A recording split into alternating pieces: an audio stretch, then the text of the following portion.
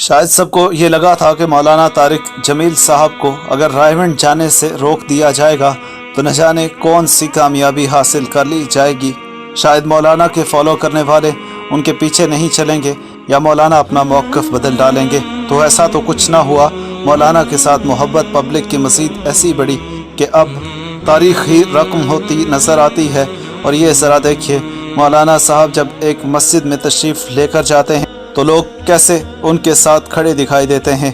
यूँ लग रहा है कि वो कह रहे हैं कि हम साथ थे, हम साथ हैं और हम आपके साथ रहेंगे, ईमान के साथ, यकीन के साथ। और न सिर्फ आपके साथ हम खड़े हैं, आप जिसे सपोर्ट करते हैं हम उसके साथ भी खड़े हैं। आज मौलाना के हक़ पे होने से और जिस शख्स को ये सपोर्ट करते हैं उसके हक़ पे होने से ये साबित हो रहा है कि जो दूसरी साइड है वो उस राह पे है जो राह काबिल कबूल नहीं है पब्लिक के लिए। तो आज लोग बरमला गलत और सही की पहचान करते हुए इजहार कर रहे हैं कि वो किसके साथ खड़े हैं और कौन उनके लिए ज़्यादा अहम है।